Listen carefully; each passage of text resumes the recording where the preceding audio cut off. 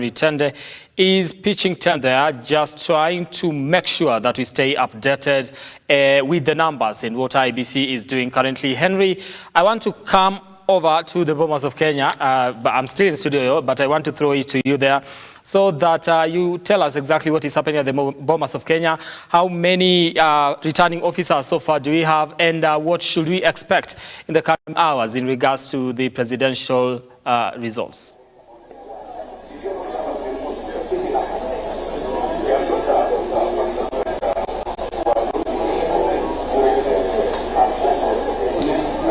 Yes, Amwai, as you have rightly put, we are resident here at the Bomas of Kenya, where this is the National Tallying Center for the Independent Electoral and Boundaries Commission, IEBC. The commission is currently still ongoing with the verification process of Form 34A from various polling stations, and currently we are doing 182 constituencies out of 291 constituencies. The one constituency being the diaspora constituency, making it 291 constituencies. The process is slow, but the Independent Electoral and Boundaries Commission says this is a sure process. It wants to be slow, but it should be above board. It should make sure everything is captured as required so that the nation can have a free, fair and credible election. As opposed to other days, today the security is beefed up, tomorrow being the final day required by the law for the commission to make that final judgment, final declaration of who has won the election. So today the security is really beefed up.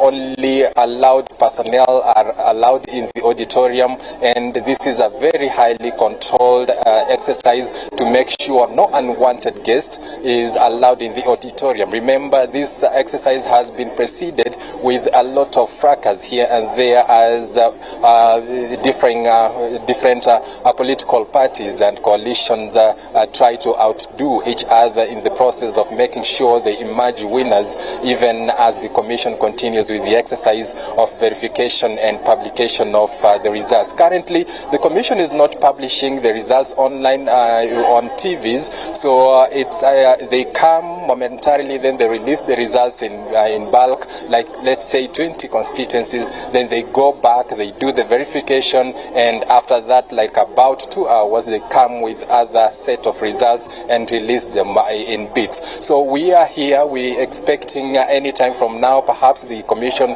will come up with another set of results, and we hope by tomorrow the commission will have finalized the release of the results, the verification process, so that at last the country can have a clear way forward on who has won this particular election, or whether we as a country we are looking at a possible scenario of a rerun in case none of the contesting candidates garners 50+1 threshold as required in the constitution. So it's the process that's ongoing, the verification process, nothing much more than that is happening. The security is beefed up, everything is set just to make sure the commission has ample time to verify the Form 34A and compile the data before the final declaration, possibly tomorrow, because that's when the commission is required by law to have submitted the name of that particular candidate who's emerged victorious in this particular election. Flares, emotions are high, various political leaders are here, and they are just worried. It's a pensive mood. They really don't know the outcome, although the results were published on the commission's hotline.